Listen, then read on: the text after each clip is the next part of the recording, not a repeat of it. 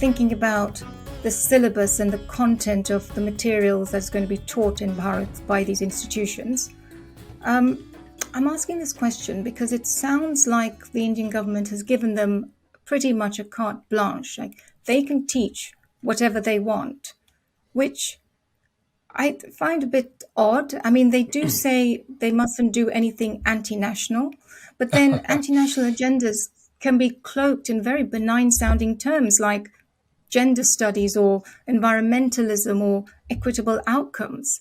And it seems odd that a government can abrogate such a responsibility to a foreign institution, particularly when they come from a culture that has a well-known history of subversion and exploitation.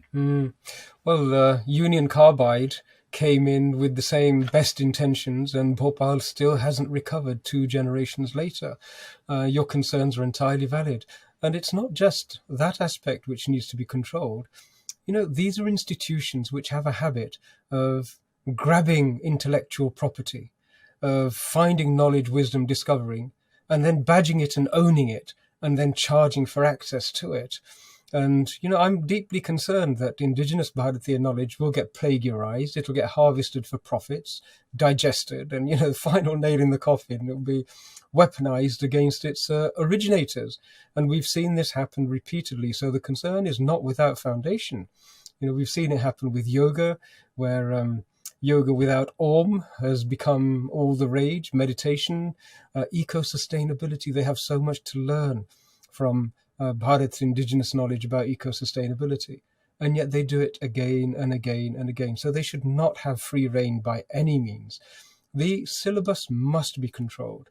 I would go as far as to say that the anti-social sciences should be excluded in their entirety. That STEM and maybe medicine and so on and so forth, we should start very gingerly and cautiously developing a friendship and a relationship before jumping into a marriage without knowing exactly what this is. And I'm conscious of the statistics about marriage failures in the West that you shared only a moment ago. You know, they have a history of single parent families, and we don't want the academic equivalent in Bharat.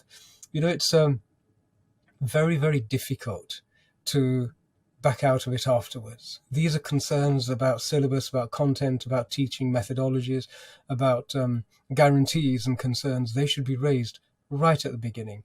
So let's throw that back at them. Talk about checks and balances and see what can go in.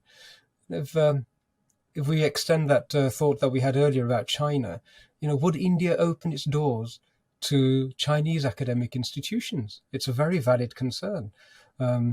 There are many people who still remember that in 1971, the Americans sent warships to attack India when India was under attack from Pakistan.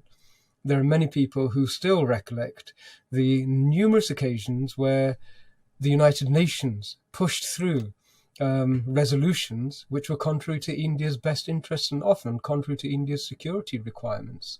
So it's not as though they come bearing gifts and there are no consequences.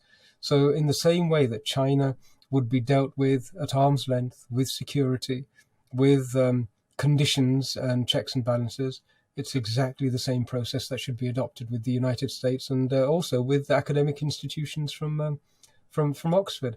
And to be perfectly honest, I think dealing with them in that robust manner would actually be good for both parties.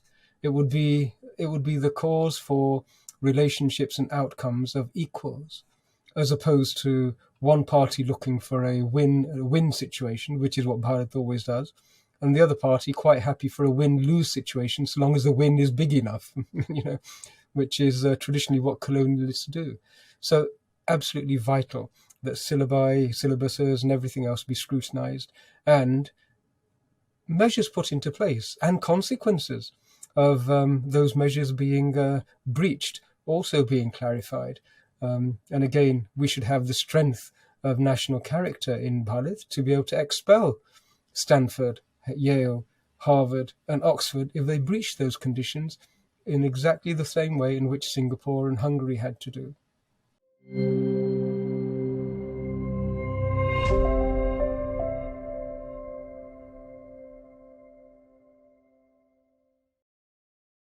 Please remember to subscribe to us and switch on the notifications for this channel.